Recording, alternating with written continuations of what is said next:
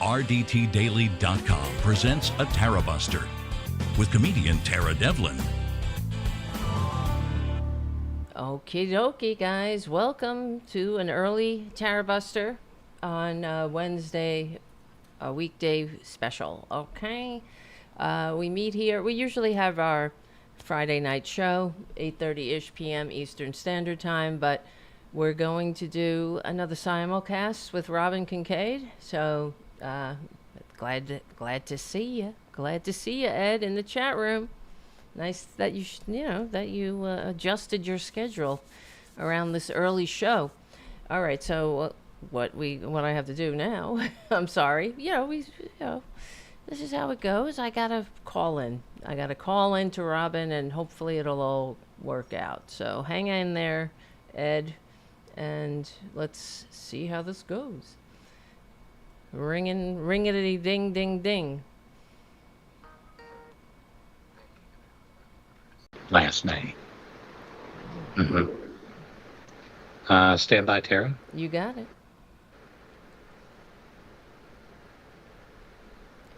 One ringy dingy, two ringy dingy.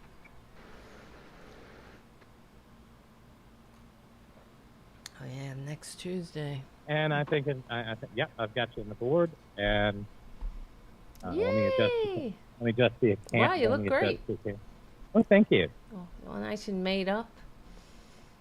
Look at me. Got to. So we were just talking about how Paula White is the person that Nitwit Nero goes to and says, "What does God say, Paula?" Oh, God. Speaking of God, yes. And when you said that to me, I took that so serious. And look what the Lord has done, amen? Oh, well, it's Wednesday, so we had to have some creepy gospel shark garbage on here. So yes. I just saw. Hi, Tara. Hello. I just saw a whole documentary on Paula White. What a grifter she is, and it's what a money grubbing grifter that she is. Yeah. You're poison.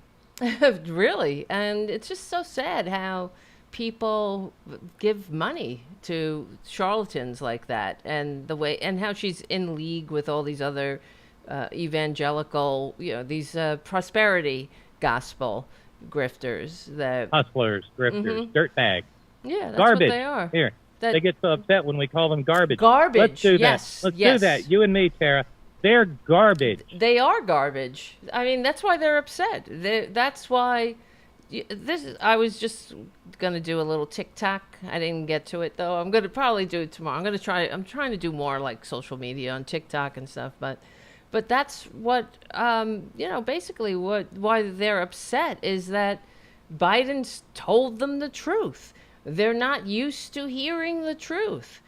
And garbage is as garbage votes, right? If, my mom always said, if you want to know somebody, look at their friends. Like, why are you voting for a tax cheating, draft dodging garbage person?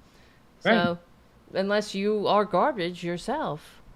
So, I mean, he said it. I don't, Harris, I guess she has to say what she has to say about it.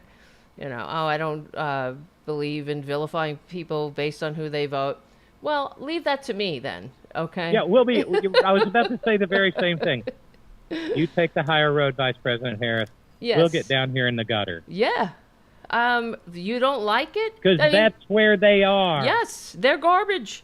They don't care that... Deplorable garbage. That's right. Somebody just posted a comment on one of my videos, a right-winger, and they do this all the time. This is their argument.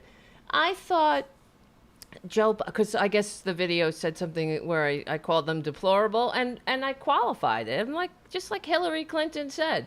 They are the racists, the homophobes, the Islamophobes, the transphobes, every hateful bigot bunched up into one big basket of deplorables. And she should never have apologized for that, if you ask me, because she was speaking the truth. She didn't call them all Well, deplorable. she was, and I mean, we're kind of time traveling here. She was speaking the truth. She shouldn't have apologized, but yeah. she did. Right. And you know, and I'm not trying to be mean about it, but Hillary had a way of just a way with words that wasn't a good way. Mm-hmm. Mm-hmm. I mean, I remember how, and she didn't mean any of them the way they were taken, but she put it out there where it could be used. It was like the we're going to put a lot of coal miners out of work comment. You remember that one? Yes, yes. Which was a stupid thing to say. Yeah. Of course. But, I mean, what the person who posted said, he said, I thought you, so you're calling us deplorables or something, and I thought Joe Biden said he was going to unify us. But that's what they say whenever anybody triggers them, or if you don't do exactly, if Biden doesn't do exactly what they want, I thought you were going to unify us. You know, you can't unify with people who have no interest in unifying anyway.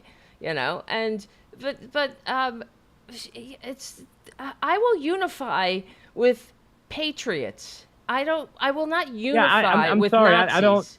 Yeah, I have no desire to find unity with dudes in polo shirts and khakis marching with tiki torches. Exactly. Yelling, Jews will not replace us. Exactly. I will unify, and that's why Joe Biden actually said something similar. He said, we will unify around democracy. And that's the appropriate answer. Yeah, I'm not going to what you're going to unify with who? People who are trying to destroy this grand experiment? You can't unify with them. You have to you got to roll over them legally and peacefully and shove them into history's trash bin where they're comfortable. You know, they don't like where, this. Yeah, where you put the garbage. Right. And so, you know, this is the other thing that really, and we've talked about this a million times, but the whole Democrat Party thing. These are fucking people who can't even call the Democratic Party by its name. Proper name. Yeah, ever. Yeah. And they do it without a hint of irony or hypocrisy or whatever, or self-awareness. They do it because they know that the media won't call them out. They'll say it on the media that, they're upset that the Democrat Party, Joe Biden, who's the leader of the Democrat Party, calling us garbage, you know, and no one, I've yet to hear a corporate media mouthpiece stop them and say, excuse me, that's not the name of the party, but they allow them to just simply say, call people outside their names. And I've even heard on media, you know, they play Trader Trump, they play his clip going on about Gavin Newsom. They don't stop it. They don't. Excuse me. But they expect to get away with it because they expect us to be better than that, and so we won't think to their level. Right. But when you call, then the faux rage comes just right out of the belfry. The bat's out of the belfry with this bullshit faux rage. I mean, spare me the faux rage.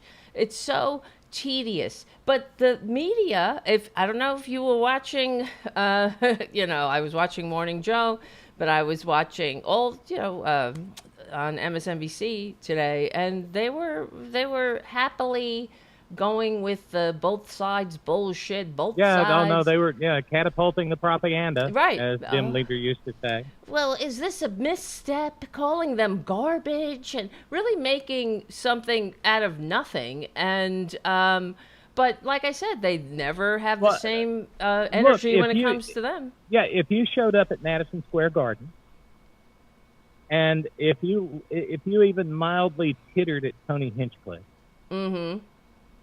if you roared your approval when Hulk Hogan pantomimed a sex act in regard to Kamala Harris and ripped his shirt off, you know what? You're garbage. Yes. This isn't a political disagreement. This is shit your mama would have made you go and get a Switch for if you were a kid. Yes, you're right.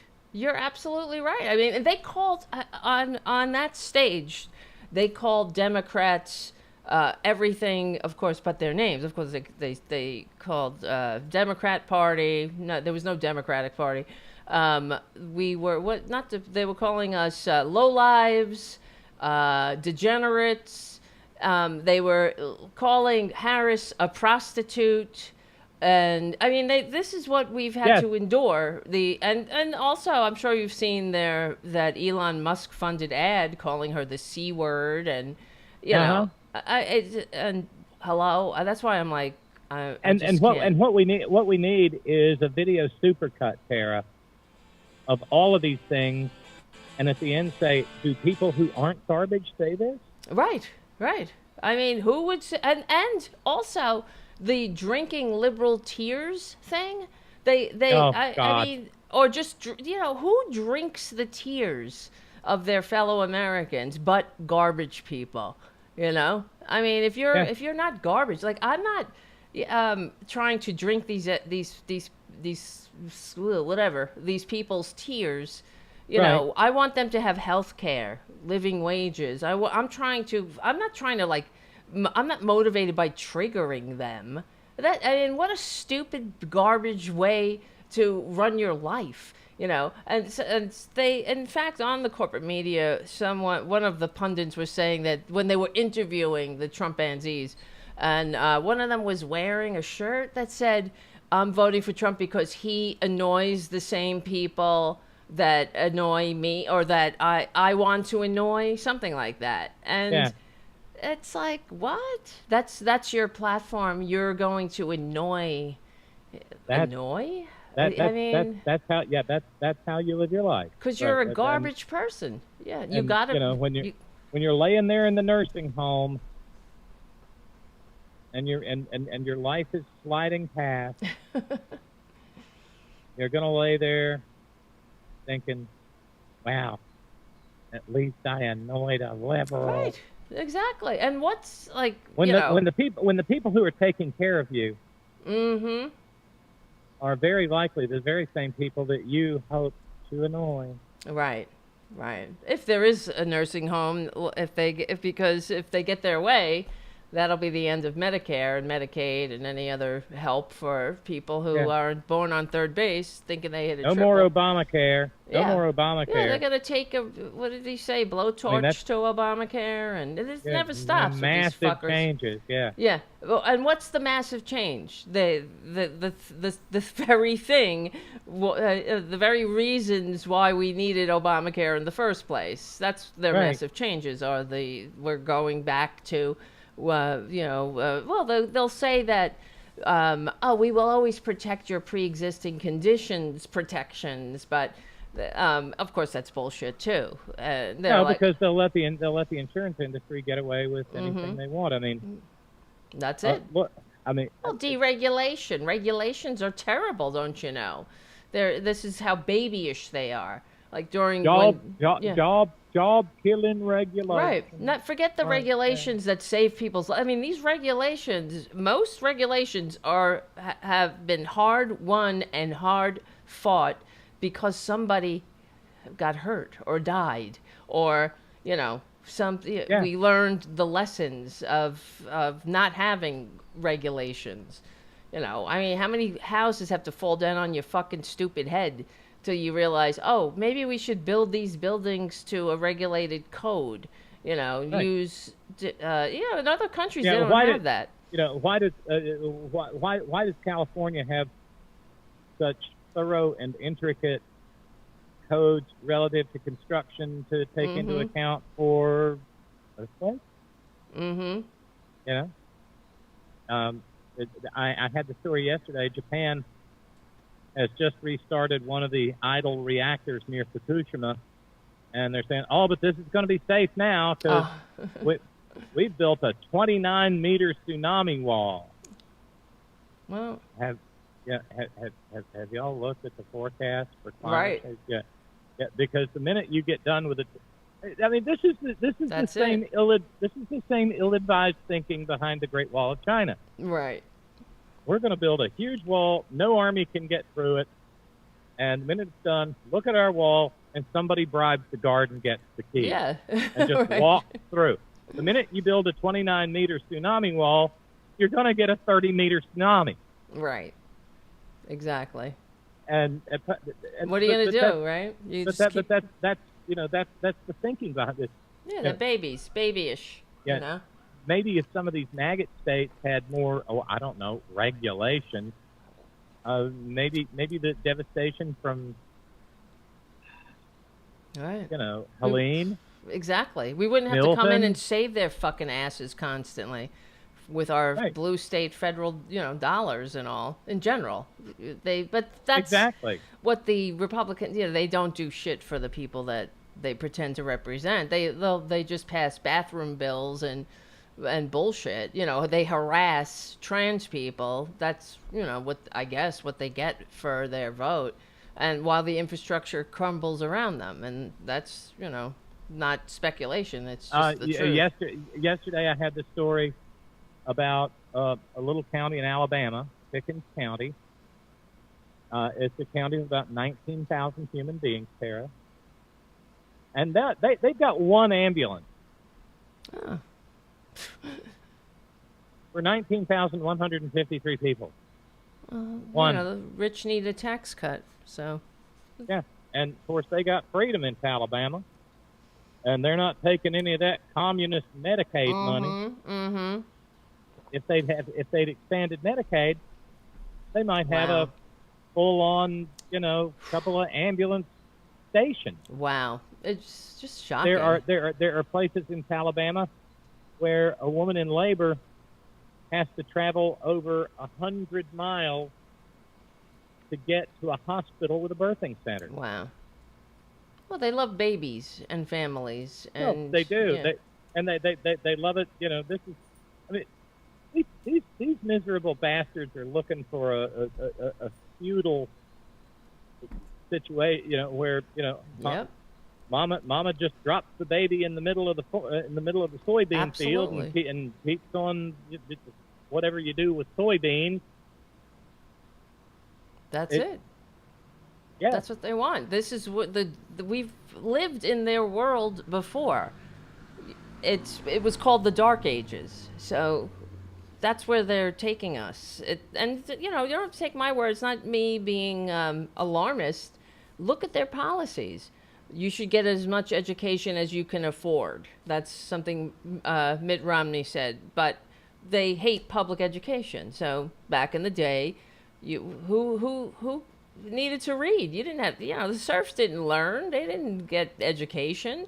That's a modern invention. In fact, childhood is a modern invention. So this is, in Shakespeare's era, you literally swaddled the baby and hung it on a peg on the wall. Yeah. And waited Went back to see to if it work. was going to survive. That's right. That's right. And I mean, that's the system that they want to bring back with no regulations, no living wages, no retirement security. Go die. And if you fall on hard times, you go to the church. The church, will give you, alms for the poor. Or if you're lucky, maybe it'll last a week or day. Yeah, you can always have a nice thin bowl of gruel. Right, and that's the system. I mean, Have you ever look had at their gruel? policies. I've never had gruel. No, I don't think so. I had oatmeal. I like, but yeah, I don't know. Maybe oatmeal and grits are gruel. maybe. So I'm sure it's not as tasty though. Oh well, the word gruel is always Gruel. attended by the adjective thin. Right, Thin gruel. Thin gruel, As because it as hasn't. if Yeah. it would be good. It would be good gruel if it was just a little bit thicker. Yeah, or hard tack, right? That was another thing they would eat. Well, that was a lot. The soldiers would eat hard tack. So. Yeah, corn dodgers. Right. And by the way, Cynthia wrote in from the Bay Area and said, I will not unify with these pigs, nor will I build a bridge to their toxic waste dump. No. Right. No. Right. Oh, God, building bridges. Remember when we were going to build a bridge to the 21st century? Oh, boy. I don't Maybe remember. we shouldn't have built that bridge. Well, they wanted. Look at just look at what they're talking about. This effing traitor Trump going on about how we had such great laws in the 1780s. He says they're trying to revitalize laws that were in place when we barely had a country, and women were chattel, black people were slaves, and everybody was chattel except the white Christian men. And I can't. What a country! Right, and he's going on about it, how how terrible it is that they had such good laws back then, and now I guess we're a garbage country. So basically that was his stance. And again, the whole thing of having a connection over Joe Biden saying garbage, and sort of entirely missing the boat. Yeah. On Orange Jesus. Yeah. Don't give me your crocodile saying tears. That the whole country is a garbage can. That's it, and that's why who could take them seriously? And this is and Joe Biden. They qualified it. This is something that I wish he didn't do, frankly, because at a moment like this, you should say, I guess maybe I don't know, maybe not, but because you're not going to get any of these Trumpanzees that are going to vote for Harris. We're talking about the cult, the death cult, and. You're talking about a guy who is actively trying to overthrow our system that the founders fought a revolution to create and entrust to us. He's lying to his dumbasses. They're acting out all over the country in violent ways, burning drop boxes, and I don't know. Maybe he should have just said, look, yeah, if you're voting for this guy, I don't know, maybe not. I'm not a political advisor, but I just think, if the shoe was on the other foot, of course, Trump would never back down. He calls, maybe, but instead of saying, all right, maybe he just sort of said that, look, these are people that are calling they can't even call the Democratic Party by its name. These are people who call Democrats enemies of this country, more than Putin or any other autocrat. This is, that's garbage to me. Maybe he should have said something like that. That's filthy and garbage. And maybe, because eventually what will happen... how about some big words that would maybe send the maggots running off to their dictionaries if they own one? How about saying that it's repugnant? Yes. How about saying that it's vile, it's vulgar? Yeah, right. That it's filthy. Right. Because you're right. You're right. Yeah, but I admit, I confess. Okay, I want to be absolutely clear here. When I saw the Biden clip, I guess I'm just easily triggered, and I just want. What do you mean? Because I said when I saw the clip of him saying they're garbage, and I was like, oh. Because I could see it coming from a mile away. Yes, I know. It's like, oh, here we go. You gave him something it was like chew on. Like seeing the puff of smoke from the coal-fired power the railroad train 20 miles up the track. I know. And it's going to have a real head of steam by the time it gets to you. Yeah, because what else do they have? I mean, this is what they have. And that's maybe why why Democrats should have just said, look at that Nuremberg rally they had. Talking about Americans for Americans. I mean, America for Americans, and they have Elon Musk up there who came here illegally, and now they're going on about mass deportations and calling Democrats everything but their name, and it's unacceptable. But they're allowed to get away with it, and that to me, maybe he should have said that is garbage. That is garbage, and if you want more of that, vote for the garbage. I guess, I don't know. At this point, But you're right. I was the same way. I'm like, oh fuck. Like, I'm sure that Harris was probably the same way too. Like, we don't need this shit. But the fact is, none of these people are gonna vote for her anyway. So I don't know. No. Yeah. Well, that leads to, well, let me just share this real quick from Darlene in Connecticut, because we're at the halfway point of my program. I think what they're doing to pregnant women, Darlene says, with the forced births and the horrifically suffering infants expected to die from defects right after birth, amounts to torture of the woman and the infant. It is torture, like legally. And see, that's what happens in a country that legalizes torture. The country that can do Abu Ghraib, the country that can do Guantanamo Bay, that's right, can do it to its own citizens. Yes, of course. And that's why they act like and the chickens are home to roost. Yeah, and this is the whole drinking the tears of your fellow Americans. That's a byproduct of this too, because why do you give a shit? That's what they're trying to do, separate Americans from each other, so you don't care. What do you care? Go die. I got mine, sucks to be you. Oh well, you don't want to die bleed out in a parking lot, then don't, keep your legs closed or whatever, and put an aspirin. Yeah, who was it? Foster Freeze. Put an aspirin between your knees. Exactly. So it's all about separating us, and the other thing is, when you listen to these maggots, and I'm sure you heard. I didn't watch the whole, Madison Square Garden thing because I wanted to keep my dinner down, but watching the clips, and they're going on about how, of course, Trump is a filthy liar, and he's like, oh, they're staying in 5-star hotels, immigrants are getting this, they're getting that, they're driving around in Ferraris, but you have to struggle. You listen to that message, because the thing is, they want a social safety net, these filthy maggots, just like normal people.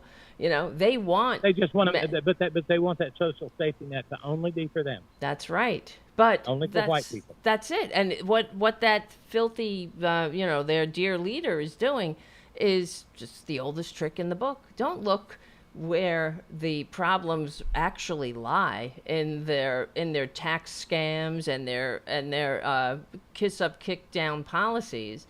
Look at those lower on the ladder. Look, they're getting everything. They're getting it all. They're getting everything you should get. And of course, that's bullshit. That's absolute bullshit. And again, the caveat: this is nothing new that comes with just Nitwit Nero. This is something that's been going on. It's Republican policy and politics. This is He's no longer in the Congress. Gone to his retirement or whatever. But Louis Asparagus Gomer used to get up on the floor of the House of Representatives and deliver blistering, incredibly stupid diatribes against people on the welfare loading up their grocery carts with Alaskan king crab legs, while my hard-working white always white constituents are sitting there barely able to afford a bag of beans and a pack of hamburger. Right. Because of Republican policies. So, this is what gets me nuts in general. Everything that they're talking about, too, they're going on about, oh, groceries are so high, and this is, oh, people can't buy a house or make a living. Well, welcome to the wrong side of Reaganomics, booby. Stop trickling. Stop urinating on us and telling us it's trickling. It's take the credit. Oh well, and I like to do these little thought experiments, Tara. And here's one. Leon Scum, who came here illegally. Yep. Again, we need to reinforce that. Leon Scum doesn't like immigrants. Yeah. But if Kamala Harris really did have a program to give free cars to undocumented immigrants, what do you want to bet Leon Scum would be right there saying, hey, we'll be happy to give them some you know what? We can even give some of the dude bros our great big looks like garbage can Cybertruck. Mm-hmm. Oh, I know. So somebody in my neighborhood has one of those trucks. At just a really mild markup, Madam President. I mean, we want new people in America, people who are new to the country, to begin on the right foot with an electric car built by Tesla, by Jiminy. Yes, exactly. Yeah. Well, I mean, he's a sick, twisted. The other thing, why is the ketamine has right? I mean, I don't. He should lose all of his government contracts. He's a traitor. He's a threat to this country, and I don't understand why. That's a whole other conversation, because he's not a genius. He's a grifter like Trump. We're living in the age of grifters, where somebody like Trader Trump, you know, he pretends he's not a successful businessman. He's a construction of reality TV. And the same thing with Elon Musk. He's not a genius. He's not a. I just had this whole talk with my aunt. He just used it. Yeah, he just used his daddy's apartheid money to buy into other people's good ideas and take the credit for himself. And he has a good marketing. From Tesla automobiles to his dick rocket. Yeah, he's never had an original idea in his life. And the stupid ideas, like what is this fucking Hyperloop thing that is just nothing but a money pit for government contracts. Look at what happens when he actually gets to run something. Mm-hmm. Yeah, he runs it into the ground. Twitter. Yeah. Twitter. Garbage fire. Right. He's a dumpster fire. You're right. And what did he do? And this is what is not getting enough play in the media either.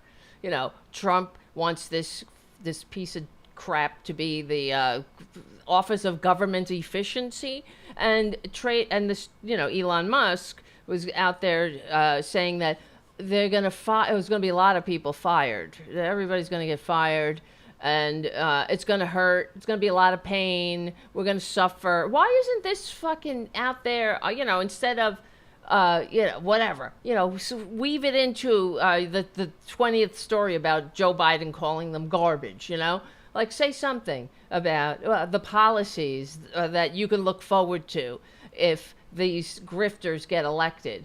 Going to fire everybody? And then he goes on and he says, the Office of Government Efficiency, Elon Musk said that they're going to fire everybody, but they're going to get these generous severance packages of like something ridiculous, like 2 years. Everybody's going to get to sit around for 2 years on the dole, real efficient, all right, with real government efficient. We've seen that in the past here, like with the coal industry. It's just a way of breaking a public employee. It's of course he's full of shit. Fire everybody and hire them back non-union. Yes. A couple of things. By the way, we are, like I said, a little past halfway. Y'all, we're in desperate straits here. The October is ending, and the entire month is half unfunded, or almost half unfunded. Sorry to do this while we're simulcasting, but I kind of have to there. We are at north of $2,600 in coal, and if we can bring anything in, it will help significantly. So thank you, man. PayPal button to headon.live. Try to keep it as brief as I possibly can. But Angelo in the People's Republic of the Bronx just wrote in, what the Republican future will bring. If you want to see what the Republicans and their libertarian tech bro friends have in mind for us, just look at the example of Argentina. They bitch and moan about Venezuela, but look at what Milei is doing in Argentina with his austerity policy. This is the example that Elon Musk is referring to.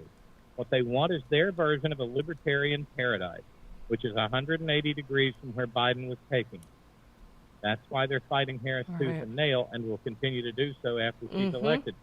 A libertarian wonderland is only good for wealthy libertarians. Oh yes, it's just some kind of social experiment for them that never goes right for everybody else. And you know, I've mentioned that I'm desperately trying to get my very last surgery here in a couple of weeks because I don't know what. Well, if the worst happens, I can kiss any kind of health care for a woman like me goodbye because they will happily get rid of it. Oh, yeah. And from Sylvie at the Committee for Surrealism in Everyday Life report, a great word I came up with several weeks ago, and this is a dandy. We're on a ding dong. Malignant. Oh, there you go. That's a good. That's just a new one, huh? Yeah. Malignant. That's perfect. The meaning is a person who is ignorant and wants to stay that way with ill intent. They are both them. malign. I'm They writing are this both down. malign. They are both malign and ignorant. Malignant. Yes, malignant. That is a good one.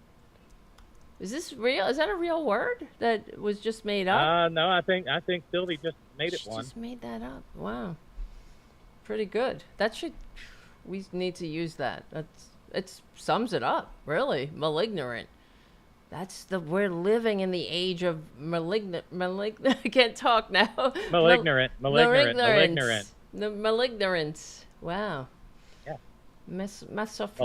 Malign and ignorant. Jeez. Yeah. Ignorant wants to stay that way with ill intent. Right. And Sylvie is amazing. Right. And what is, and that's the thing, like, what is it? It's, I could see why the ones in leadership positions, let's say, want to remain in the, in this kind of system, because they're feathering their own nests, or so they think, right? Sure. But what's in it for the dumbasses? What's in it for the idiots, the morons, the cultists? Besides hate, what is? That's all. Yeah. They get to voice the hate that polite society has told them they shouldn't say in public. Yes. And now they get to. Right, because before they had to, they were, these liberals were telling them that they had to evolve, right? It was like almost forcing them to. They had to act decent and do better. Yeah. Yeah. And in fact, there might be some consequences on, like on social media. You might lose your account, or, but because that's really the only thing. People figure out that they're a shitty human being. Right. But it is prayer meeting Wednesday, so let me point out one other factor. You get what Pink Floyd once referred to as that warm thrill of confusion, that space cadet glow, because you have the affirmation of the congregation when you show up in your maggot churches on Sunday. Right. Yes.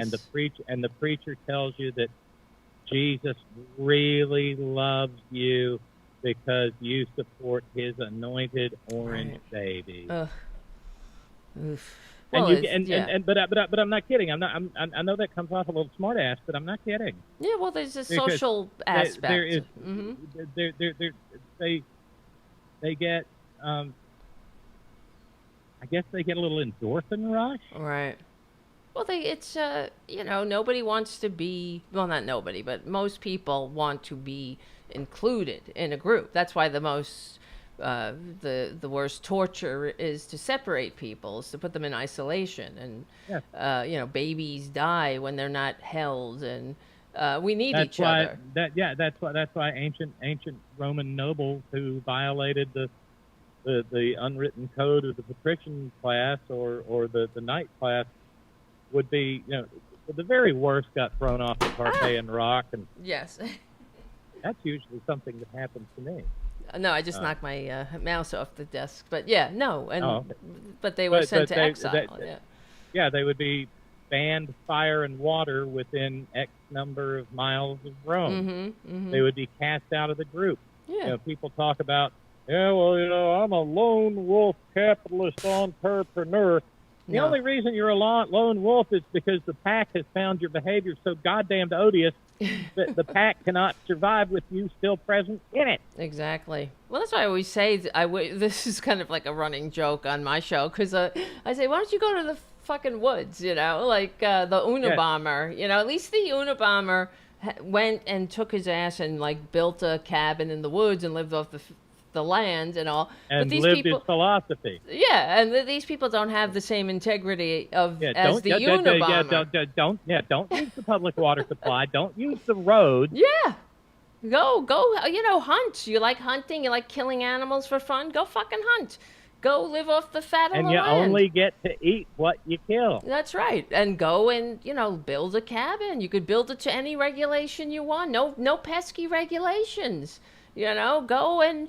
You don't get to play in our reindeer game. This is why I can't stand like people like Elon Musk and the rest of them. Like fuck off to Mars. Then he is, and all of them. Jeff Bezos. I mean, what a coward. They're proof. You talk about malignant. They're definitely a malignancy in the system, yes. and the fact that they even exist is a testament to how sick the system actually is. There should be no billionaires, and we used to understand that. And I hate to break it to America, but any space program, and I know I've been told, Roxanne, this is just the way the world is now. The future of space is capitalized, whatever. Mm-hmm. But we're not going to have a great space program under a couple of dude bros. Oh, I know. Who just want to build dick rockets. Right. Oh, he's a hard. I mean, please. Werner von Braun was the ultimate dude bro, but he was a real live, no kidding, freaking scientist. Mm-hmm. And so, that's how the Apollo program came to be as successful as it was. Right. We're not going to have a successful space program building it on the back of space tourism. Yes, that's right. That's the only reason, right? There's no... It reminds me of when JFK had his speech, why should we go to the moon? Why? Because it will... unify people. Not because it is easy, but because it is hard. Right, and because it will be a testament, I mean, I'm just paraphrasing, of course, to human capability and our ability, what we could do together as a species for the good of us all, not just for, to kill each other. But, that's, where is that? Where's that kind of philosophy? Not in this conservative, bizarro world where not even earning, but making money is the only value.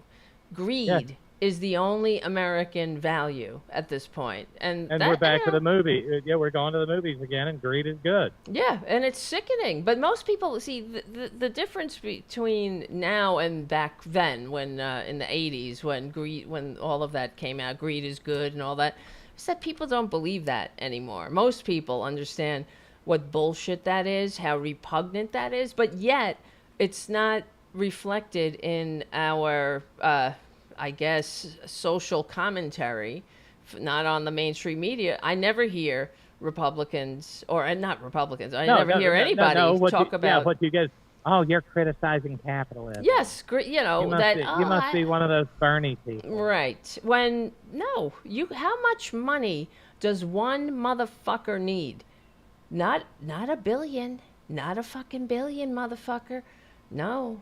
And how much is, until if you want to live with us, you want to be a part of society, you want to use human beings, you want to exploit us, don't we get a say in the matter too? Right? I mean, that's how I look at it. I play this clip all the time, but it's so apropos of what you're saying. It comes from Chinatown, but it's so true. Why are you doing it? How much better can you eat? What can you buy that you can't already afford? And there it is. Mm-hmm. I mean, what? Yeah, It's a You know, sickness. what does God need with a starship, and what does one individual need with $1 billion? Right.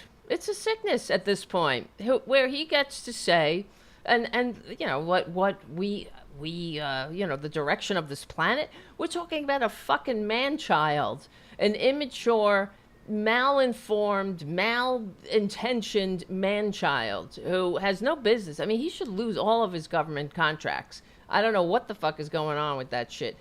But he should I mean, honestly, when he interfered with Ukrainian you know, military whatever they were doing, you know, there was a military operation going on, and he fucking interfered.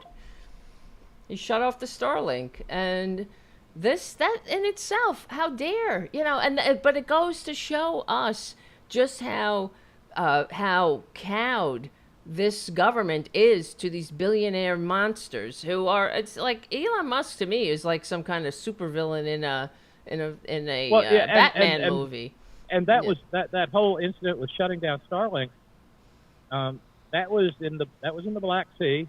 That was basically a kill shot attack to the glorious Russian Navy. Mm.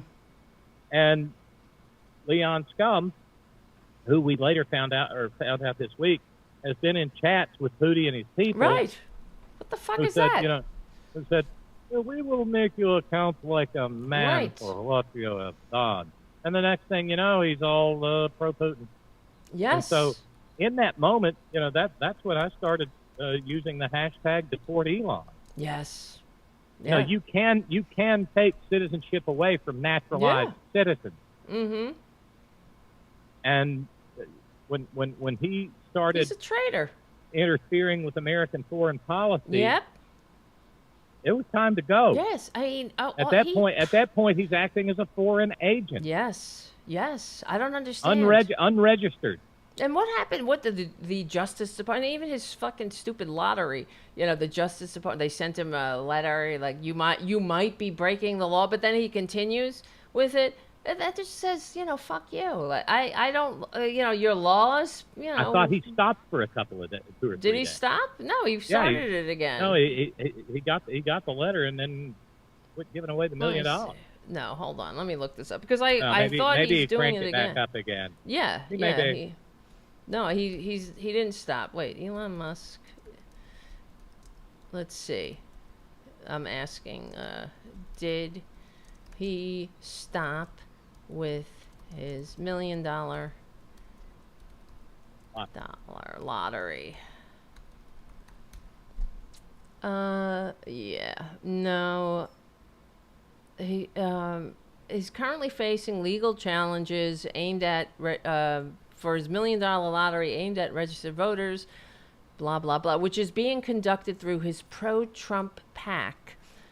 The Philadelphia District Attorney has filed a lawsuit to stop this lottery, arguing that it may violate state laws. As of now, the judge is set to review the case on tomorrow. The lawsuit raises concern. Well, has Musk... Let's see. If the judge rules against it, Musk could effectively halt the lottery. Let's see. Has he stopped this lottery? Didn't answer the question. I had the story a few days back that he went like 3 days without giving away the $1 million. It says, as of now, Elon Musk has not stopped his $1 million lottery, despite facing legal challenges, including a lawsuit from the Philadelphia DA. The legal situation is evolving because he's a fucking. What the fuck does he care? He could do whatever the fuck he wants. Clearly, excuse my language. I'm really pissed, but I don't understand.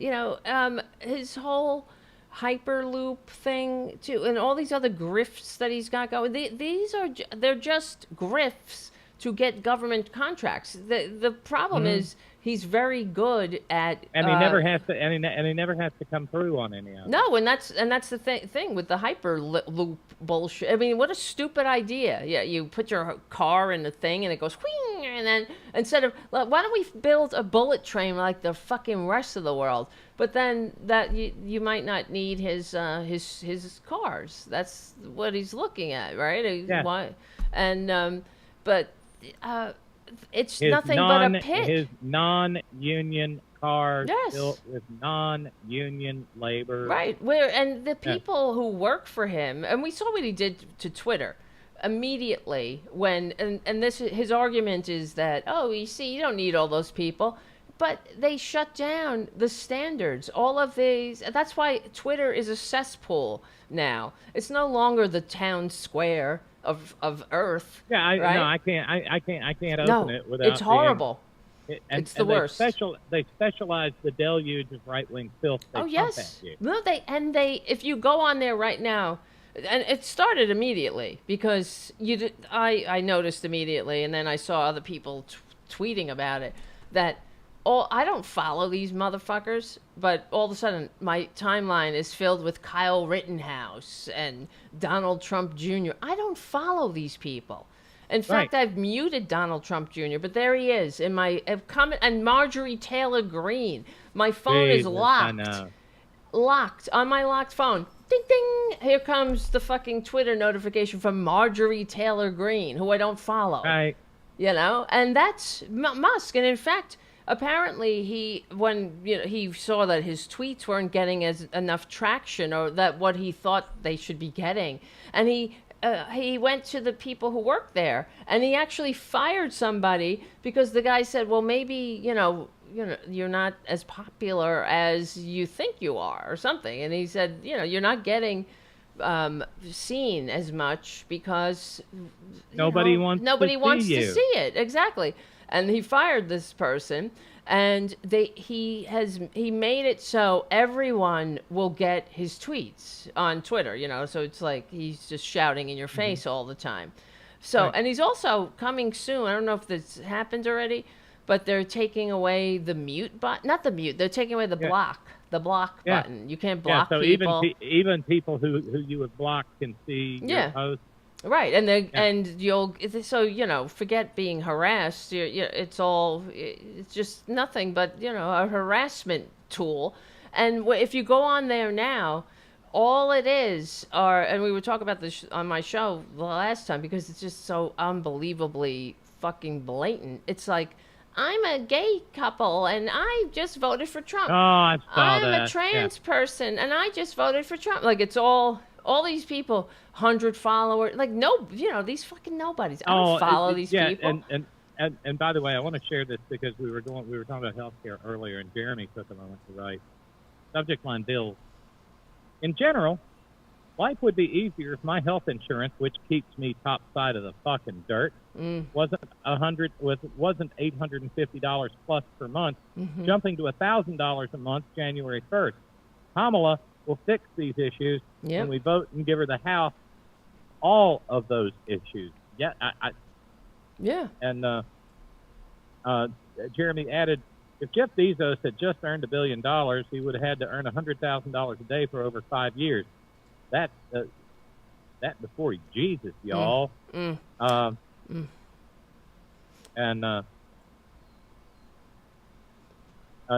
is kind of big. I mentioned fundraising a minute ago, but our kind anonymous internet friend just said, "I'll kick in have a show on me if you can roust up $100 on me." What? So say that again. If people kick in $100, our kind anonymous internet friend will add $300 to it. Ooh. And so that would get us down to like $2,200 and change. So if there's $100 out there in the Horn Family Community Congregation, our kind anonymous internet friend would like to triple all of that for you. So thank you very kindly. Where was I going to go a minute ago? I know. So, we all feel like we're just sitting around with the sword of Damocles hanging over our heads for various reasons. Every individual who is a part of any sort of marginalized community in this country feels that way. You were talking about, and I saw the same post you saw. We're lesbians and we just voted for prom. Well, I saw a news story today interviewing, because now it's relevant in the news cycle. I've seen 2 or 3 of these articles. In the wake of all the nasty ads, we interviewed some trans women about how they're voting. And is it both sides? Both sides? Oh, sure. They found some pick-me who at one point in time held some Parks and Recreation office. No kidding, Parks and Recreation in California, and she's a diehard maggot because she was pals with his interim national security advisor. What? I forget who the dickhead's name was. But she has since moved to New Mexico, and she's like, well, everybody just gets so hysterical. Look at the last time. Everybody said, it's going to be, and did anything happen to you? Oh, my God. Fuck you. You stupid bitch. I'm like, yeah, well, honey, it's not going to go. Basically, what she's doing is she's auditioning. She's auditioning for a guard position in one of the camps. She wants to be a Sonderkommando. True, she wants to be a capo. Yes. Not knowing that the capos got it too. Right. They only lasted like 90 days too. So, and then they would, once they got kicked right into the ovens after, but they did get a lot of perks. They got to drink and, they ate a little better. Yeah, they got an extra potato or an extra turnip. Right. Until the Nazis killed them. Yes, exactly. But I just wonder, these pick-me's just drive me crazy. Yeah. But it's just like, what do you? Maybe she's trying to be an influencer, a maggot influencer. So, because all you got to be is a member of a minority group, and then let me see if I can find her name so that we can name and shame. Yes. Speaking of naming and shaming, there's something else I wanted to share with you once we're through that one. It's a good one. It's an NBC News story.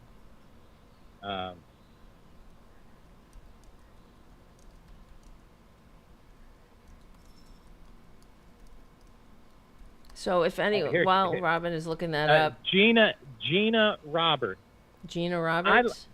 I look at people that were trans in Trump's first administration. I said, so did anything bad happen? Oh, did anything bad happen? Were you thrown in a bad concentration camp? Oh, no. Don't think so. A lot of that was just rhetoric that was flying around. Oh, you dumb bitch. I have to look this up. Roberts was on the Valley Center Parks and Recreation Board of Directors and the Valley Center Fire Protection District Board in 2020. She's met both Trump and Harris. She met Trump through her friend Richard Grinnell. Remember Richard Grinnell? Yes. What's this person's name again? What? Gina Roberts. Gina Roberts. And she's very concerned about her gun rights. Her gun rights. Kiss my white Irish ass, bitch. And she said, is he an asshole? Yes. Oh. Do I wish he would keep his mouth shut? Yes. I honestly wish we had a different candidate. However, I've seen what Harris did in California, so there's no way in heck I would ever support her or the Biden administration. What did she do? Does anybody ever stop? What are you talking about, what she did? See, this is another thing that media does they never name specifics. I saw, it's a disaster. What she did, I saw what she did. Well, what did she do? You're so passionate about it. Give us an example. What did she? It's like whenever you press Trump on something, like when I could never vote for Kamala Harris over Proposition 47. What the fuck is that? That was a ballot proposition that made it a theft of goods worth $950 or less a misdemeanor. Kamala Harris took no position on the ballot proposition. Mm-hmm. She didn't say shit about it. Right. But Gina here is upset about it. I mean, for the love of God. It's just bullshit. I mean, this goes back, you know, oh God, 25, 30 years. Really, when I was a prosecutor, when I came into office, theft of anything worth more than $500 was a felony. The legislature changed that to $1,000 back in the 1990s in West Virginia. Mm-hmm. And I'll bet you the numbers are similar in New Mexico. Yeah, right. But exactly. you know, Gina Roberts is upset, and of course, wasn't Richard Grinnell like briefly ambassador to Germany or something? Right. I'm not sure. But you know, when it came to trans issues, she said, well, one of the things that's being played by both sides, but especially by the Democrats, is the whole victim mentality and getting one side to hate the other side. I look at people that were trans in Trump's first administration, and I said, so did anything bad happen? Were you thrown in a concentration camp? Oh, fuck you. So a lot of that was just rhetoric that was flying around. But when whoever was interviewing her said, yeah, what about the Trump policy where people who were trans couldn't enlist in the military? Right. And she said, well, you know, that's challenging. Oh, is it challenging? So what? So you stand on nothing then? You're just full of shit. She's just a fucking pick-me. Yeah. You're just, I mean, what do you expect? You're going to get a fascist pat on the head? They're going to be like, okay, you're good. You're one of the good ones. Again, an extra turnip in your gruel. Right, and that's the thing. It's the Republican. She's a conservative, obviously, but they only see the light when they perceive something affects them directly. It's pathological selfishness. They're really, they're the center of the universe. It's a very crowded place filled with right-wingers. Because if it doesn't affect them, but they don't realize how it affects them. It affects everybody.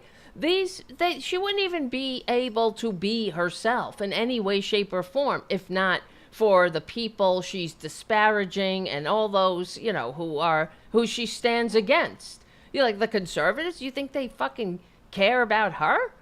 Please. I've played videos on they'll clips. call her a groomer too. Oh yeah, and we've played clips on my show of Caitlyn Jenner at CPAC being harassed by the attendees, following her out the door, going, "Hey Bruce, just attacking her," and she just keeps walking. Just to be asshole. Mm-hmm. But again, Kate Jenner is a pick-me. Right. She's one of the good ones. Right. That's it. Well, and doesn't mean it's like it reminds me of. I talk about this documentary. If you haven't seen it, I would suggest if you need a crash course on the rise of the Third Reich, it's called The Abyss. It's on YouTube. You can find it for free. And it's an incredible documentary it follows Hitler's rise to power from, a nothing and till, to the end. And it's all done through contemporaneous letters and reports, newspaper articles, and people's, own words. And there's a whole section where they go on about, because all of the elections that he lost, it took him 10 years to legitimately get into, first they tried the overthrowing it through violence, and then he went, we'll have to do it the legitimate route. And it took him 10 years from that so-called legitimate route to get to be the Chancellor of Germany, where they lost elections, where they gained seats, where they lost seats, and people didn't really take them seriously. And there's a section in there where they're reading a letter from a businessman who says he's voting for Hitler, and it says at the end, Jewish businessman. And it's not just, this is nothing new, because this person who is a person who actually exists or existed at one time, says, oh, well, he'll bring stability to the economy. He'll be good for the economy, was his justification. Well, where was that stability from 2017 to 2021? Right. Yeah, the million dead you're talking about? Or that's part of it. Right. I mean, the let worst jobs record. Let a pandemic. Yeah. Yeah. Worst job record of any president Since ever. Herbert Hoover, right? Yeah. And but that's the thing with see, I'm glad Obama who took credit, because Trump was handed an economy that was on the upswing, and when he needed to actually do something, he botched. When he needed, this to have some kind of leadership ability, of course he botched it because he sucks. But the only thing they did was they passed the tax scam, right? And that's when the jobs started slowing down. So he had an anemic jobs record before the pandemic hit. So because that's all they did was pass this scam, and they did nothing for the American people. But that's an overall trend, though. Republican presidents call themselves job creators, create no jobs. Yep. Remember, Dim Leader was the same way. Yep. That's Entered right. office. He was there for 8 long, miserable, ignorant years. Mm-hmm. And handed a surplus, right? Yeah, he was handed a surplus, stole that. Yeah. It's your money. That's right. He sent everybody a check, I remember. And then billed them for it in their next tax return. Exactly. It's a scam. They fucking full of shit. And then I hear a lot of these people saying that they're going to vote for Trump because his name was on the stimulus check. He gave me a stimulus. That was the fucking Democrats. That was the Democrats. But the piece of dirt con man had to put his name on it because he knows branding. He's a scam artist, and that's all they have. I know, and I gotta ask you this. I mean, just like I said, I think we're all sitting around with sort of Damocles hanging over our head, and a lot of us are nervous wreck. Jeremy is out there in Vermont saying he's going to get his ass handed to him, and then he's going to spend the rest of his life in and out of courtrooms and in prison. And I want that to be so true, so much. Yes, no idea. Yeah. And one of the other rolling tropes that we have had here on the program is that he ain't going to make it. At some point in time, he is going to rip his clothing off and start playing with himself and bite the head off of a live bat. Please hurry. Except for the bat, I know you are the animal. I know. I don't want him harming an animal, but yes. But when it gets, and then a couple of weeks ago, Nicole Wallace was on MSNBC, and it was like she'd been listening to the program, so she said, "I'm just waiting for him at this point to tear his clothes off and play with himself." Oh my God, that's what she said. I love her. Yeah. She's been doing great. I bring her. Yeah, even though she was a loyal Bush. I know. People can change, maybe. Yes.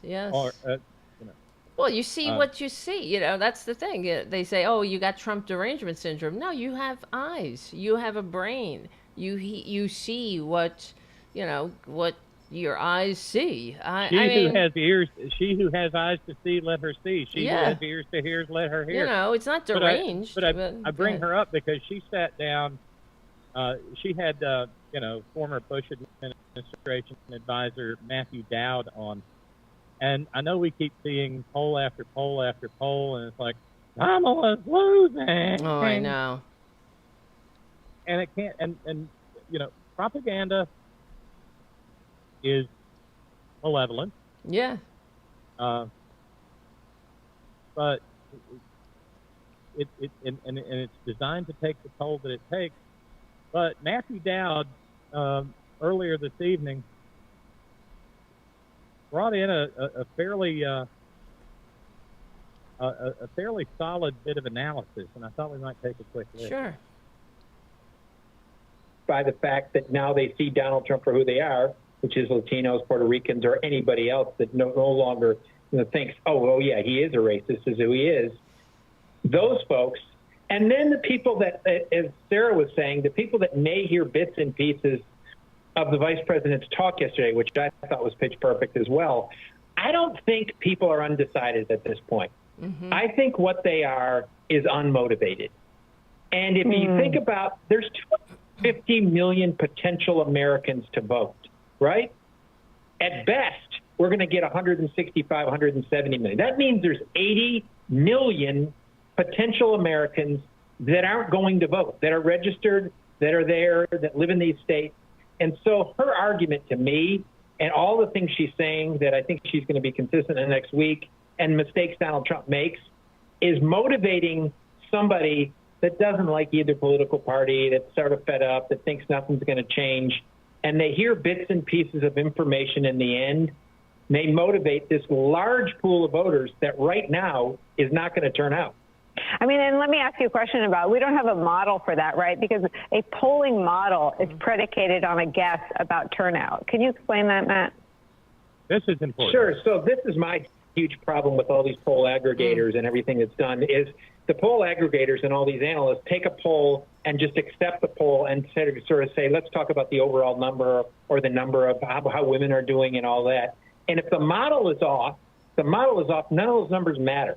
So if you don't have the right percentage of people that are going to vote that are college educated, that are white, that are people of color, that are women, all of the sort of numbers that you need and partisanship in the course of this, if you model it based on an election that happened before 2016, 2020, 2022, whatever the election you have, you may miss the movements of people today. And almost every single model, Nicole, every single model is premised on voting behavior.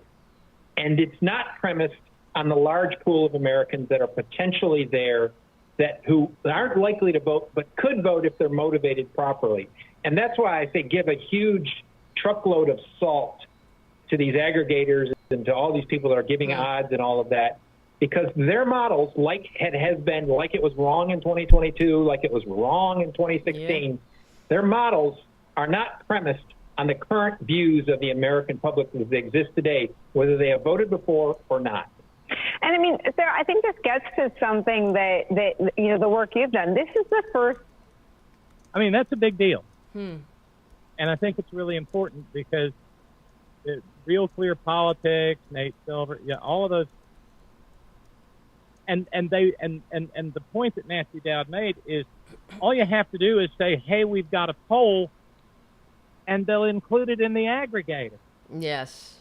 And it may be an absolute bullshit poll. Yes. And that's, you're right, 100%. There are actually, we were talking about this. But they just swallow it whole. Yep. They don't even, I hear you, because we were talking about this on another show earlier, that there are 4 polling, companies that they appear every election. They're not like AP or the polls that are standard, but these are Republican aligned pollsters.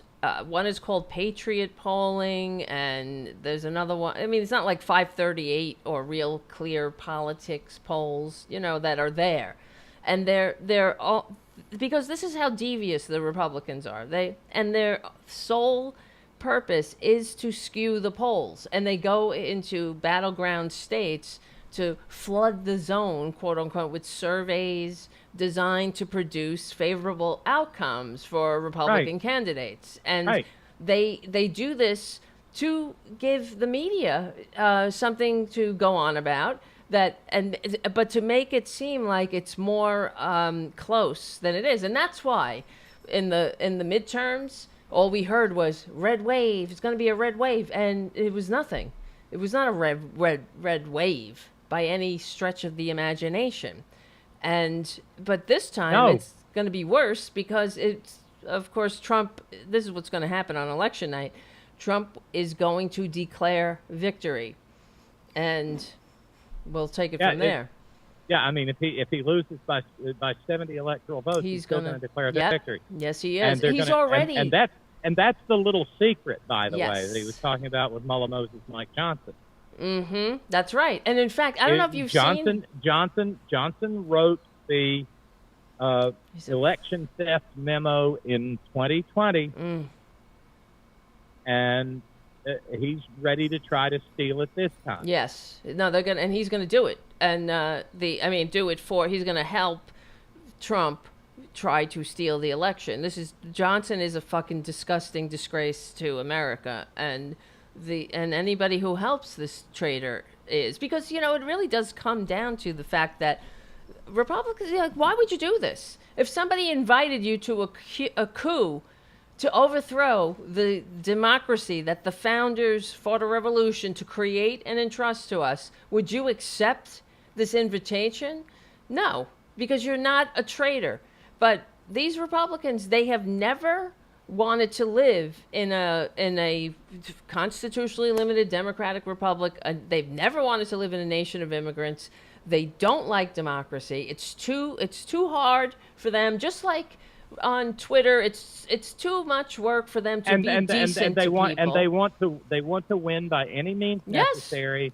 Because they don't like democracy. They don't respect their fellow Americans. They don't want to work for their fellow Americans. They're not in it for altruism. And they cannot accept that in America. I mean, come on, let's consider the demographics of the vast majority of these people. Yeah.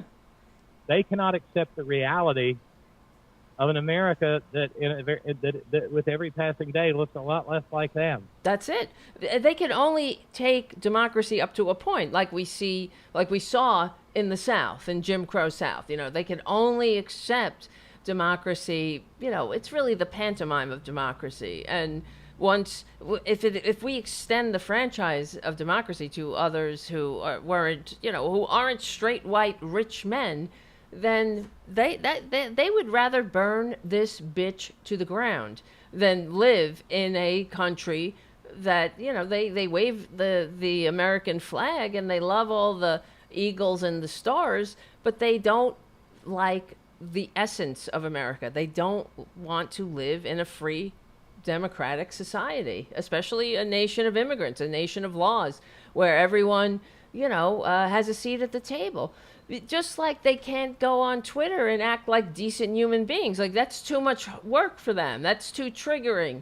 They get upset, because when they talk about being canceled, they always, I'm sick of being canceled. We're canceled. What are you being canceled for? Yeah, like these, what did you say? Patriot Front, these Patriot Front, these little Nazis that go marching around with hoods on. Yes, with their masks and all, right? Like, they're Proud Boys with the fucking masks.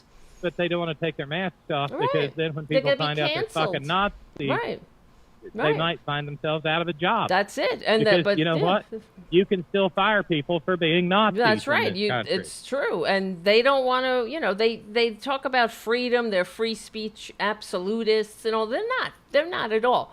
They don't want the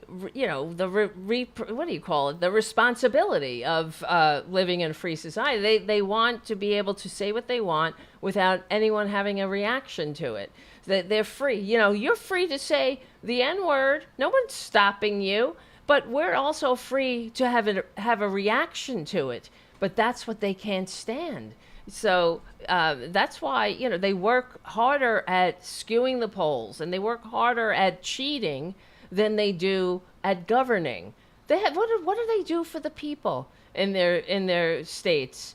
These are like the bottom states. The high poverty, overdoses.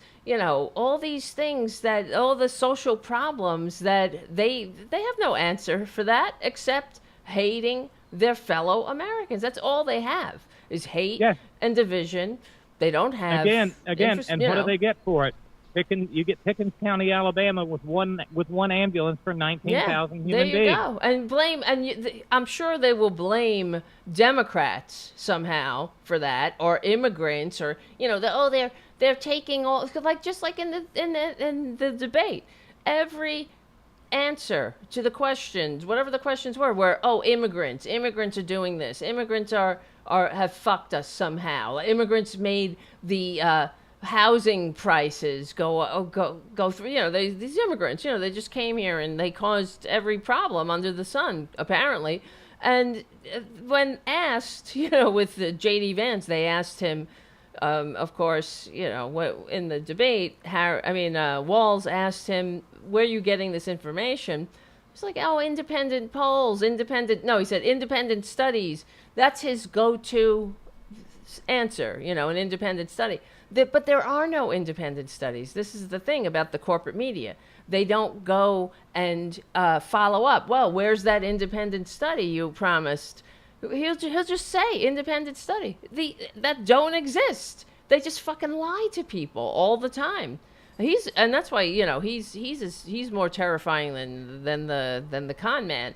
Just like you know, Yeah, I mean, Mike Johnson. He told us up front, I will tell any lie. Yes, he's got no integrity. He's, you know, and, you know, the book that propelled him to fame and fortune is probably nothing but lies. It is. It's just all lies. You know, he's not a fucking hillbilly. You know, except for maybe the part where he said that once upon a time he thought he might like boys. Oh, he did? Oh, Yeah. well, there And you then go. That explains a lot. And then he went and talked to a preacher who said that would give are Jesus you a sad. me? J.D. Vance So said that he was gay? He thought he might be attracted to other boys. He thought. You don't think whether you're you don't have to think about it.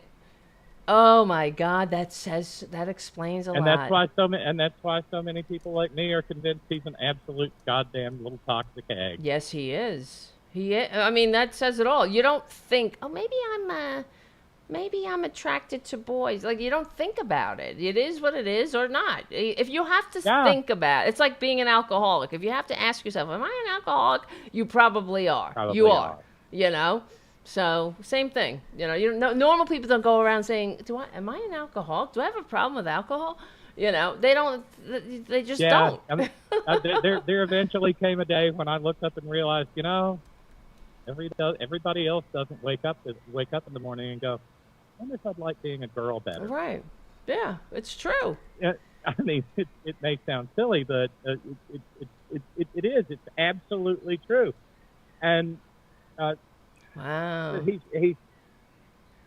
Wow, he hates himself. What a piece of shit he is. Yeah. Wow. And so what does he do?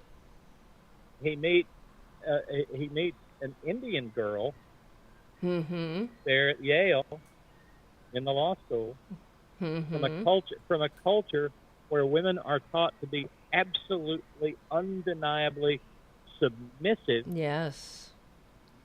And marries her and gets a couple of kids on her.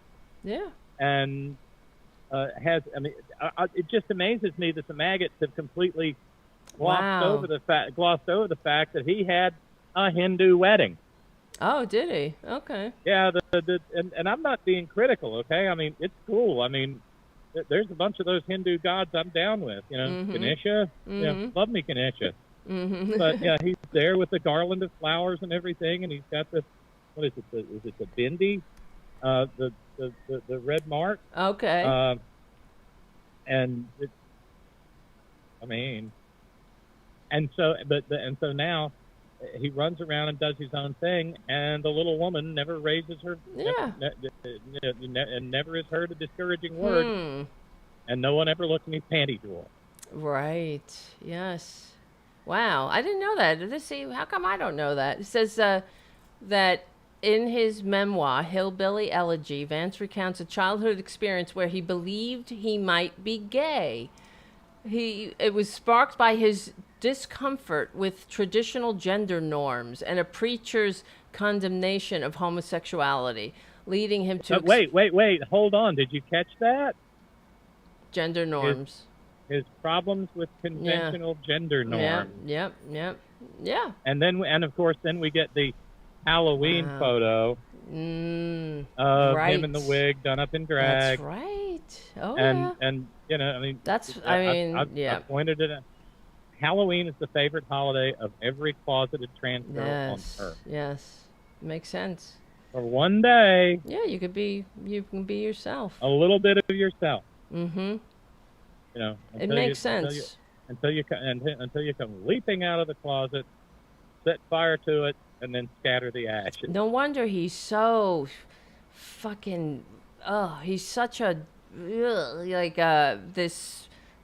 What do you call it? You know, he's such a scold about what women should do with their bodies and what people should be doing, how every life should be led.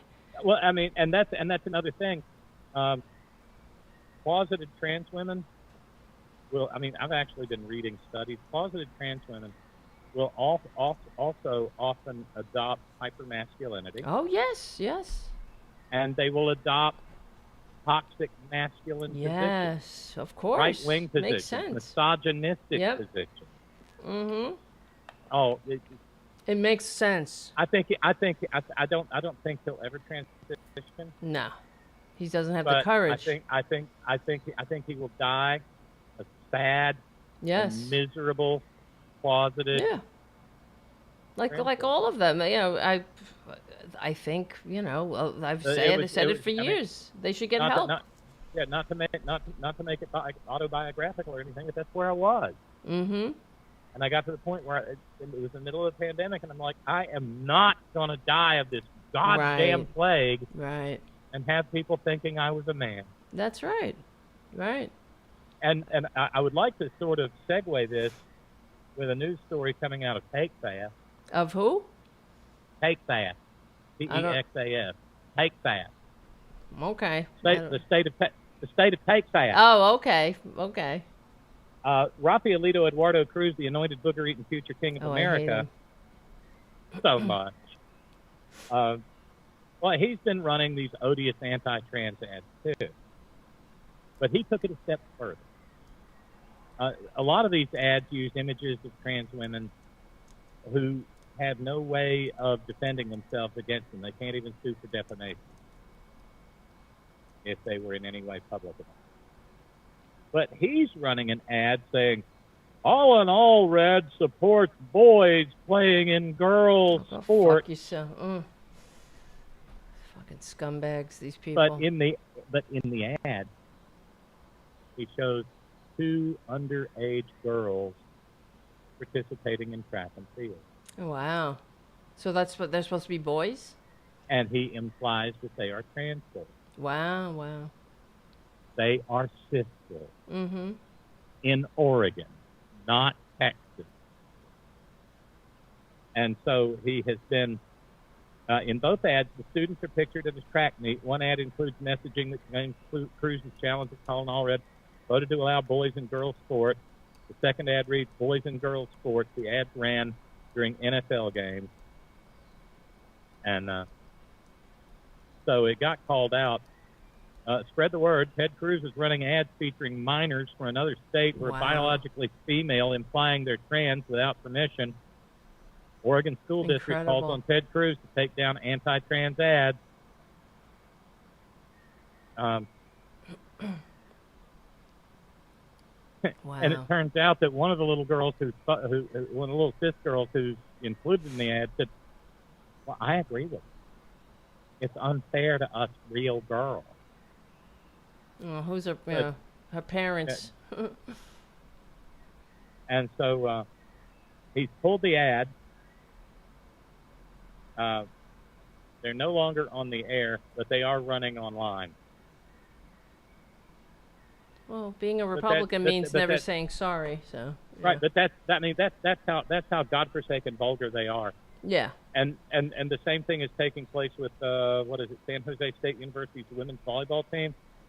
There are all these universities who are forfeiting volleyball matches because they say that San Jose State has a trans woman on the team when the team is in complete compliance with all NCAA rules and regulations. Wow. And no one has ever proven that anyone on the team is trans.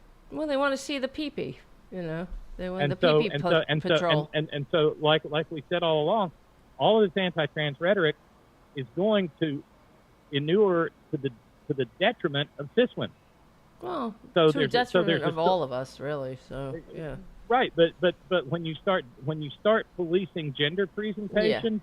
Yeah. Oh, I know. Right. I mean, it's been based on my reading. It's been a problem. It's been a horrible problem for butch cis lesbians. Yes. For fucking decades. Yeah, well, I'm sure you've seen videos of them, of like this one woman. There was a video, somebody posted it.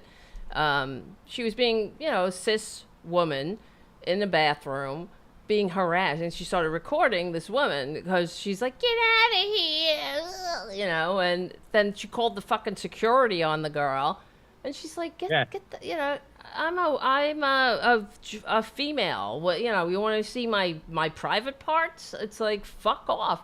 But this is what they do. And now Odessa, Texas has put a bounty on trans women in the restroom. Oh no. What? Where a bounty, and it's not just public facilities; it's any restroom of even a private business. Who's this? And if some Odessa, Texas.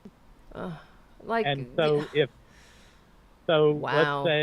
let's say I'm in the ladies' room, and you Fuck say these people. you're not. You're a trans. You can under this city ordinance, you can sue me, and if you can prove that I'm trans, I have to pay you $10,000. Well, this is all they have. Hate. This is the same bounty structure as they use for pregnant women being taken to abortion facilities. Right, and this is what you get in Texas. You know, you get trans women peeing in parking lots and pregnant women bleeding out in parking lots. So that's the kind of society they want. That's where women need to be in Texas. Just in parking lots. Right, just in parking lots, bleeding, some kind of bodily fluid happening, and everyone hating each other. And get it in Scotland, home of course, Joanne Rowling or Robert Galbraith or whatever they're calling themselves these days. In Scotland, they arrested and charged with a crime and convicted a woman and sent her to prison. And then prison officials said, we think this prisoner looks a little too masculine. What? And sent her to a men's prison. Oh, my God. Only it turned out she was sick. Oh, my God. And so dear God, we can't believe the mistake we've made. Oh, we're so terribly sorry. Here, let us put you back in the women's prison where you belong. Meanwhile, though, any trans woman, post-op, pre-op, doesn't matter, who gets incarcerated in Scotland gets put in a men's prison to have a life raped out of. Right. Fucking bastards. It's it's horrifying. Because that was what Joanne Rowling wanted. Well, I hope they're proud of themselves. These pieces of dirt, these wastes of human DNA.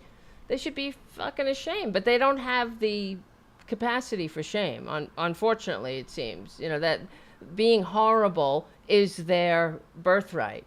Being horrible that's how they express their freedom. Like, they don't know how to just shut the fuck up, mind your own business, and write your stupid books, whatever. But you gotta attack the powerless and vulnerable.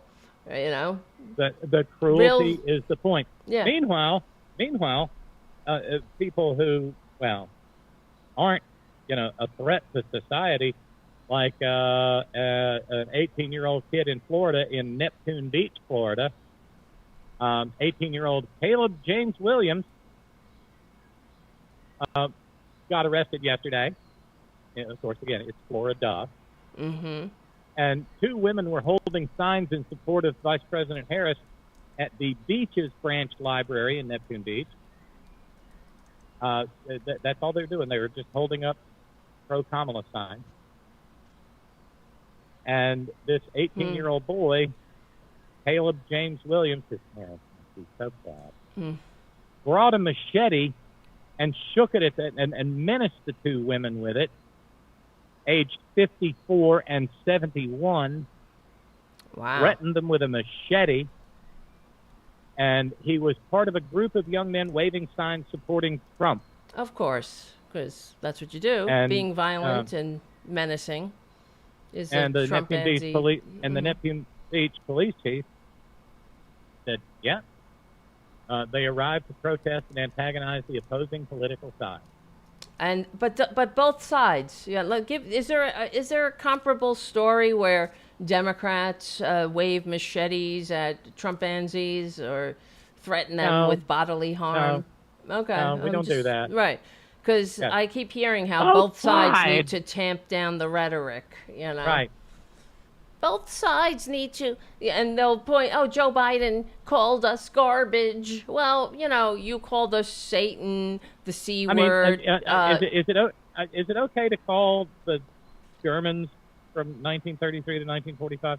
Is it okay to call them Nazis? Right, because they're upset. Yes, they're upset. 2024. Mm-hmm. They're upset that they're being called Nazis, even though they're using this actual language of Nazis. And they're saying, who was it actually? I just saw this on Twitter. It was Megyn Kelly. She's talking about how a Democrat what do you call it? Operatives like James Kelly, or he's the one who's using these. He's probably never voted for a Democrat I know. in his goddamn life. I'm just trying to find what exactly she wrote. But how she's they're calling Trump a fascist, like this is some kind of tactic not rooted in reality. It's not he explained himself too. That's the other thing that I really appreciated when he said, yeah, Trump he's fascist to the core. He explained it. He's not on any, like they'll like Trump calling Harris, she's a communist, a Marxist, a fascist. Well, give us the fucking elevator speech of what do you mean? How is she a communist? How is she a fascist? How is she a Marxist? Because he doesn't know what it means. So they'll just throw it out there. Wait, where is it? Wait, I'm just looking for the fucking Megyn Kelly. Megyn Kelly. She's a real Megan, of course, Santa Claus is white. Kelly. Yes, that's right. Of course, Jesus is white. Yes. Kelly. Fictional character is white. Oh, and that's the other thing. I remember there was some meltdown on Twitter where there was some Netflix show came out about the god. Oh, it was called Troy. It was Troy, and one of the gods was black. Black. Yeah. So they're like, what? Zeus isn't black, or whoever it was, and I'm like, this is they threw it. Yeah, they threw a hissy and got all butt hurt and had kittens with crochet tails over one of the Thor movies where maybe Loki was a black guy. Oh yeah, something like that. Yeah, whenever they make a fictional character black. But these are people that want to fuck like the M&Ms and right? So it's not sexy enough. Stop it. That was Tuckio Rose Carlson. I'm not turned on by the green M&M anymore. They took her out of her go-go boots. Yes. Well, that's okay. They gave those white go-go boots to Ron Monkey up the planet, so yes. Maybe you can court him, Tucker. And then I think he said something like they're not going to be satisfied until all the candies are undesirable. I mean, short of, what was the movie, American Pie? Short of that, Yes. Yeah. Literally fucking a pie. Who has erotic intentions for candy? I know, for candy. Who gets upset and triggers there's a whole segment for the dumb people stupid enough to consume that media. There's a whole thing inciting them about the fact that the candy doesn't wear fuckable high heels anymore. Oh, but this is what Megyn Kelly says. She says, "There's too much division," says the woman who is personally and through surrogates calling Trump a fascist / Hitler. So yeah, personally and through surrogates, there's too much division. See, she's saying, it must not be true, how Trump is a fascist. Well, but don't be a fascist. He's the one talking about enemies of the people, enemies from within, mass deportation. He's the one calling her communist, Marxist, fascist, right. Kamala. Exactly. Comrade Kamala. The C word, low IQ. Yeah, with that Tony Hinchcliffe creep. The Trump campaign let the Puerto Rico joke go through because it was on Yes. the teleprompter. They approved the joke. The one they didn't let him do was the one where he used the word and called Kamala Harris. Oh, right. See you next Tuesday. Right. And because I know what the joke was going to be, you know. You could just figure it out as a comedian. He's like, yeah, they call it the C word, you know. Not communist, you know. Then that's what it would have been, right? And, yeah, I mean, this is a fucking party. They call Democrats degenerates, lowlives, sick bitches, the Antichrist, the devil, the Jew haters, and then everything else outside of, you know, they call Michelle Obama Michael Obama, right? The crazy Nancy, nervous Nancy, you know. I mean, that's just a few of it. It's just it never stops.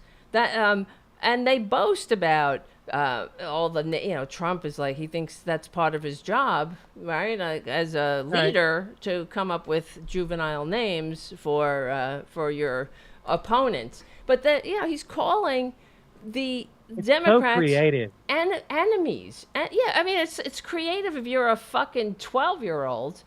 And then I actually, you reminded me, looking at this this kid who was menacing normal people with a machete. I saw something on social media. I don't know if it got any traction, but someone posted because the mother and her sons were going around stealing Harris Wall's yard signs, and they had. Oh, I saw that. Yeah. They had like 60 signs in the trunk. Yeah. But they had a tracker on it. I loved it. Yeah, they had an air tag on it. Yes, good idea. But it was like, you know, and then the mother's like, "Here, take them." You know, she throws them. Liberal. Like, fuck you liberals, right? This is what they're being taught. Liberals, yeah, you're a fucking liberal. You love all the benefits of civilization, but you just don't want to share with anyone else. So, you know, the bottom line is that America is a liberal initiative. It is a progressive initiative, you know? There is nothing more progressive than overthrowing a king and an aristocracy that ruled Western civilization for 2,000 fucking years.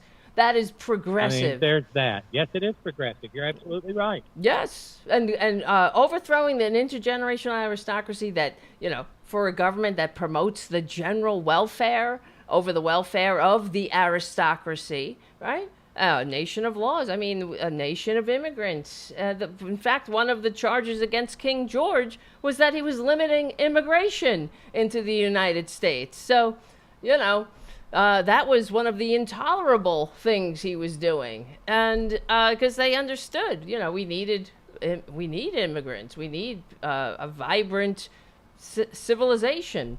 And a country that isn't accepting, you know, like even Reagan talked about how immigration will keep America vibrant and young and keep us on the forefront. And it does. But I know it's almost time to wrap it up. But I don't know if you saw, I don't know if you have any other things you wanted to talk about, but I saw this is kind of like good news, I think. And did you see that Australia denied Candace Owens a visa into their country? She was supposed to go on tour, and they denied her. They took away her visa ahead of this national speaking tour, saying that. So the statement was, from downplaying the impact of the Holocaust with comments about Nazi physician Joseph Mengele through claims that Muslims started slavery, Candace Owens has the capacity to incite discord in every direction. Australia's national interest is best served when Candace Owens is somewhere else. Right? If only we could do the same. Right? It's incredible. Wait, I don't hear you, Robyn. All of a sudden you're silent. I can't hear you. Uh-oh. I don't hear you. No audio. Can you? I'm just gonna ask them on the chat. Maybe it's me. Can you hear? Can you hear, Robyn? Yeah. All of a sudden. Oh no. Maybe it's. Yeah. The Skype is not. There's no levels anymore on Skype. Weird. Weird. Robyn's mic cut out. People say. You hear Tara, not Robyn, they're saying. Uh-oh. Spaghetti-o. Uh-oh, SpaghettiOs. All right, well, maybe we should just... That's weird. What? Uh-oh. Now you're resorting to texting me? Yeah. Uh-oh, SpaghettiOs. Yeah, we don't have any audio. Did my stream end? No. Robyn, let me see. Did my stream end? No. Something happened? All right, listen. I still hear and see you, but nobody here. You're not coming through. I don't know why. Wait, hold on. Let me see. Maybe it's me. Maybe I hit something. Oh, spaghetti. No, your mic is on. Beep bop boop beep boop bop boop bop boop. All right. Weird. I wonder what that's about. Well, no, I mean, it's not a Tarabuster unless there's a fucking technical problem. So it's not out of the realm of possibilities here. Let me see. Audio, visual. Looking through audio. Speaker. Yeah, it's coming through. Yeah. I don't know. I can't hear you, hun. Let's just call it a night then. And then I'll wrap it up. Because it's actually time. Almost about. I can't hear you. All right, honey. Bye. Bye-bye. Bye-bye. I'll talk to you later. We'll figure it out. I'll see you later. All right. I'm still going, right? We're still on the air. We're still going. Yeah, that was weird. I don't know what happened. I didn't do anything because I was looking at all the buttons and everything was still there. Very bizarre. Very bizarre. All right, my friends. Yeah, so we got another couple of days to find out where the hell we're going. And I'm sorry, you know what happened? I saw some super chats come in, but they disappeared on my screen. So I couldn't read them. So, and I apologize. So I know Jim and non-useful, and I think Elise super chatted. Oh yeah, here they are. Thank you. See, Ed, not Jim. I'm sorry, Jim. Thank you for being a moderator. I meant to say, and thank you, Haiku, and thank you, Ed, for your super chat. Hope we are celebrating next Tuesday. Yep. And then one other thing, non-useful writes, I'm disabled as of to date. I have donated $4,600 in 4 years to keep my Social Security disability from disappearing. Desperate times calls for desperate measures. And that, I wish I could have read that with Robyn, because this infuriates me, really. We shouldn't have to worry about this shit. We shouldn't have to spend our time, our Social Security money. It should be secure, but it's a constant battle. We're constantly fighting to keep look at this cat behind me, to keep our civilization, to keep our heads above water. And it's because Republicans are always trying to pick our pockets. And thank you, Jim, for your super chat. I'm sorry, I wasn't trying to guilt you into a super chat. but I just assumed. Tara Jr. And thank you, Elise. Oh, it's okay. That's just the way he talks to me. I know, honey. Yes, you're a good boy? You're a good boy? Mwah. All right, cranky. That's just, I've come to the conclusion that he's just got a cranky sounding meow. So, he's always cranked. He's always cranked out. Actually, not 100% cranked out, but sometimes he gets, when I go to feed him, he acts like hasn't eaten, and he's been in the desert for 10 years and he's starving. He's like, ah! And then when he sees me getting the cans out, his angry meow turns to delight. It's like, so it's funny. He's a vocal person. He is a person. He's a person. All right, my friends, listen. Where's my, let me see. This is Junior. Yes, honey? Can I help you? This happens all day, though. He just sits. I can't even sit down sometimes because he's in the chair. And he just keeps tapping on me, tapping on my shoulder, tapping on my back. All right, guys.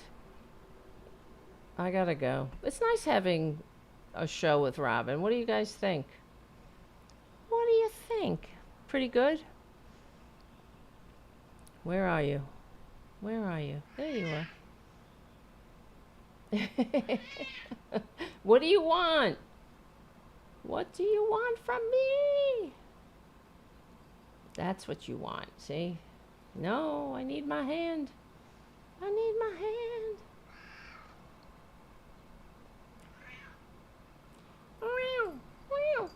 I know what you mean. Isn't he a good boy?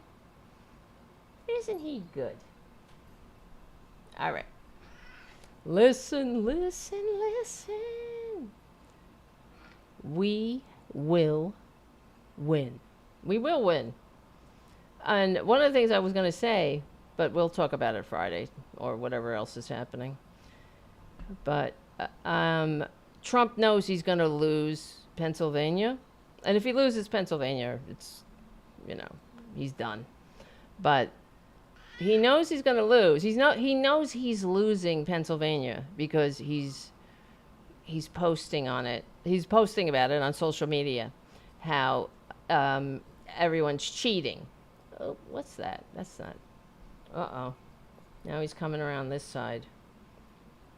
He's trying a different angle. Tara, you can't jump up here. Look at the wheels turning in his mind. How am I going to get up here? He's thinking. You can see him. See, he's going to jump. No. Don't do it. Don't do it. Don't do it. We will win, Junior. We will win. Look how good he is. What a good boy. Uh-oh. Now he's going underneath. Those are the wires. Get away from the wires. Get away from the wires. Before you pull the plug. All right, guys. We will win. All right, disconnect. Disconnecting. We're on the right side of history. Yes, we do, Haiku. Thank you for being a moderator, Haiku. And you're right. We need to name the Tara and Robyn show. What could we call it? We'll have to think. I'll leave you in charge of that, Haiku. You have good ideas about names and things and everything else. You have good ideas. What should I do tonight? Well, it's early. I feel like, I've been in a bad mood. I'm just sharing. Just been kind of depressed. I hate this time of year. I hate when the sun goes down early, and I always get affected by it.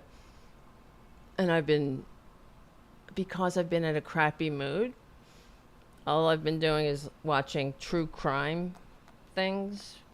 Every time I turn off, news, I don't want to deal with Republicans, but I've been watching like all these true crime shows, which is not good for my soul. But it reflects my anxiety. And I don't know. Maybe there's something else. I should watch some history documentaries or something. I don't know. I have to tune out sometimes. But yeah, switch to Benny Hill. Exactly. Stop watching like Ted Bundy. The thing that bugs me out, I've talked about this before, about Ted Bundy. It just bugs me out. Not just because he was a Republican, but because, I don't know, people are sick. And you just don't know. Sometimes you just don't know. Yeah, that's a good one. Hornbuster. Yes. Exactly. Hornbuster. But does it sound sexual? No.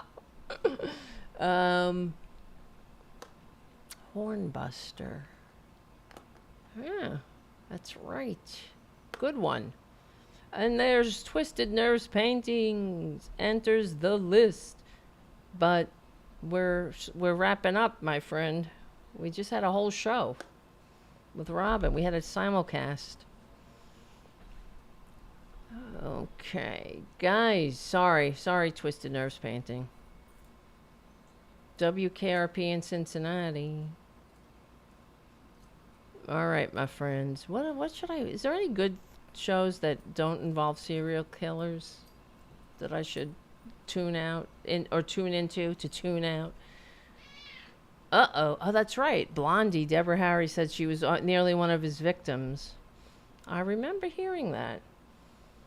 There were a few that escaped, thank goodness. Oh, I just can't think. I mean, it's horrible to think about. What a monster. What a fucking waste of...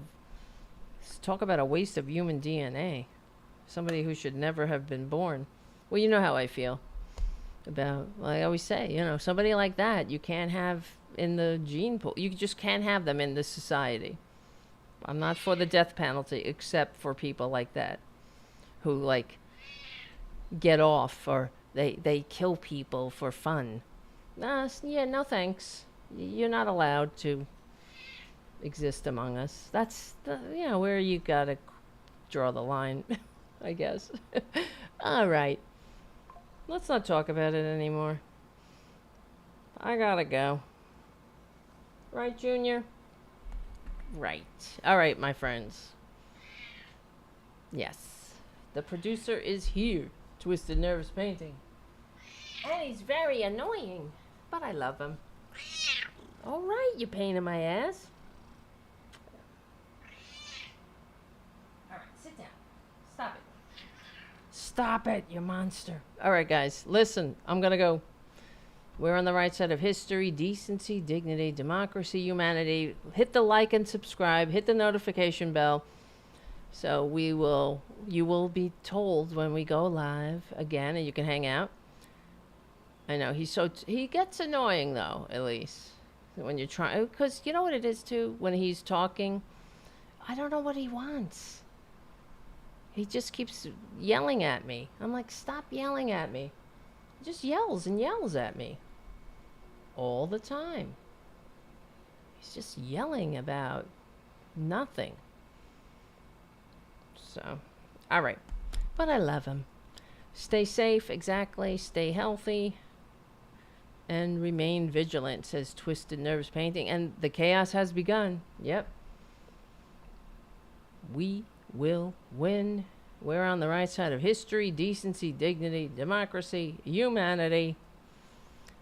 Thank you so much for hanging out. Oh, thank you. I forgot to thank Charlie from APS Radio News. What the hell is wrong with me? I was so not confused, so distracted by trying to get the simulcast going.